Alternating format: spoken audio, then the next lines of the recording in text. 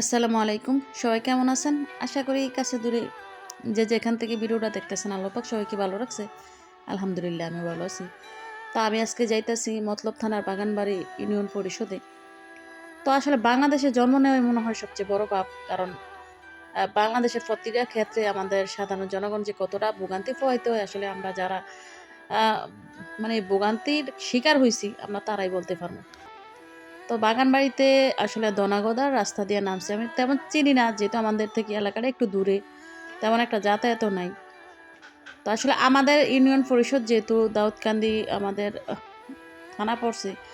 তো মতলব থানা ইউনিয়ন পরিষদে যাওয়ার কারণ হচ্ছে আমার এক কাকি ওইখানে ভাড়া থাকতো। তো উনি ওনার বাচ্চার জন্ম নিবন্ধন করছিল আরকি বাগানবাড়ি ইউনিয়ন পরিষদে। আসলে তখন বাচ্চা ছিল এখন ওর বয়স ১৭ থেকে ১৮ অনেক বছর আগের কথা আরকি। তো এখানে যে সমস্যা হইছে আসলে ওই সমস্যাটা মিলাইতে উনি এখন ঢাকা থেকে বারবার আসতে হইতেছে। তো আজকে আমি আসছি, আমাকে নিয়ে আসছে আরকি। তো আসলে জন্ম নিবন্ধন করতে গিয়া যে মানুষ কতটা হয়রানি হয়, আসলে আমি নিজেও কত হয়রান হইছি।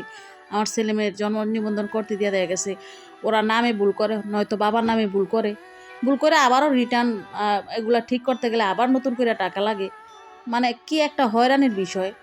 তবে অন্যান্য দেশে কিন্তু এরকম হয়রানি একদমই নাই। তারা খুব সুন্দরভাবে এই কাগজপত্রগুলা করে।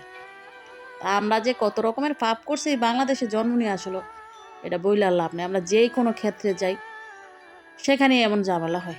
তো এই তো উনারা কিন্তু অফিসে কাজ দেখতেছে আমার কাকি। আর আমি বাহিরে দেখলাম যে মানে ইউনিয়ন পরিষদের সামনে এ ছোট্ট করে একটা মানে খোলা মাঠের মতো মানে এত সুন্দর, সুন্দর ফুল গাছ, বড়, বড় গোলাপ ফুল। আমার কাছে খুবই ভালো লাগলো। তো আজকেও কাজ হয় নাই। উনাকে আবার ১ সপ্তাহ পরে আসতে হবে। তো আমরা না একটু দুপুরবেলা আসছিলাম। তো এ কারণে দেখলাম যে একটু রাস্তাঘাটে মনে হয় যে মানুষ কম আছে। তো আমরা গাড়ি নিয়ে আসছিলাম আপ ডাউন। আর যেহেতু দুপুরবেলা হয়তোবা টিফিন টাইম, স্কুলের অনেক ছাত্রছাত্রী দেখলাম মানে বের হইছে। তো আসলে এটা একটা হয়রানি আরকি। তো আবারও আসতে হবে। তো উনি ঢাকা থাকেন তো উনার জন্য একটু আ আসা যাওয়াটা একটু সমস্যার বিষয়।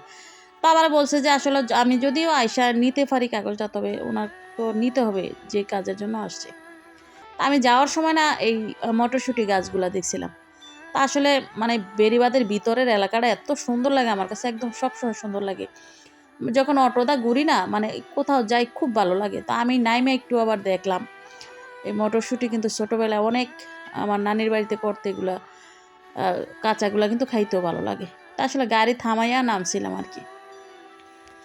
তো এর মধ্যে আবার আসলে সেখানে তেমন একটা দেরি হয় নাই। তো আমি আসলে কোন এলাকাতে গেছি, কোন এলাকাতে আইছি বা ওখানে গ্রামের নাম কি আমি কিছুই জানি না। শুধু বাগানবাড়ি ইউনিয়ন পরিষদ।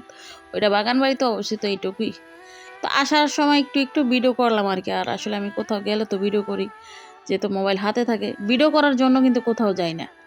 কোথাও গেলে আমি ভিডিও করি। আমার কাছে বেড়িবাঁধের ভিতরে এলাকা সবসময় ভালো লাগে। খুব সুন্দর লাগে একদম ছবির মতো। তো ধন্যবাদ সবাইকে। ভালো থাকবেন সবাই। আল্লাহ হাফেজ।